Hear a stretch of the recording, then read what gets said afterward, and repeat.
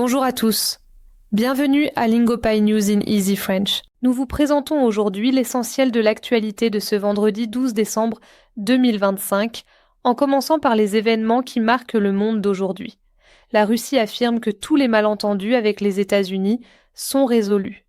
Toutefois, la chancelière allemande considère que les concessions foncières sont le principal obstacle à la paix en Ukraine. Les combats entre la Thaïlande et le Cambodge entrent dans leur 5e jour. Le Premier ministre thaïlandais a confirmé avoir parlé du conflit avec le président américain Donald Trump. La tempête Byron apporte du mauvais temps à Gaza. Elle touche 1,5 million de Palestiniens vivant sous des tentes. Voici un aperçu de ce qui se passe dans le monde du sport.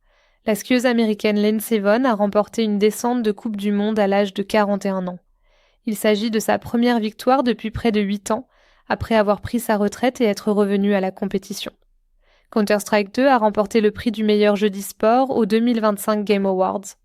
L'équipe Vitality a été nommée meilleure équipe des sports. Nous allons voir ce qui se passe dans le monde entier. Tout d'abord, direction les États-Unis. Le Sénat de l'Indiana a rejeté une nouvelle carte des circonscriptions électorales. Cette décision va à l'encontre des souhaits du président Donald Trump. Le président Trump a mis en garde les États contre les lois sur l'intelligence artificielle. Il a menacé de couper les financements s'ils créent leur propre réglementation. Passons à l'Amérique latine. Les États-Unis ont imposé des sanctions à la famille du président Nicolás Maduro. Ils ont également ciblé 6 pétroliers liés au gouvernement vénézuélien. Le gouvernement argentin a autorisé les stations-service mobiles à vendre du carburant. Cela aidera les villes où les stations-service ordinaires ont fermé.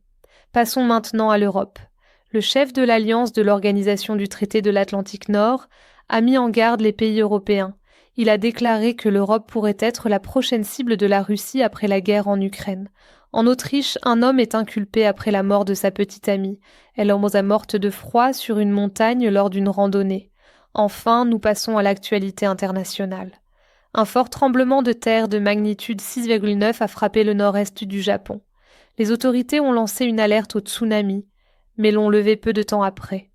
Un groupe de défense des droits de l'homme a fait état de violence au Soudan.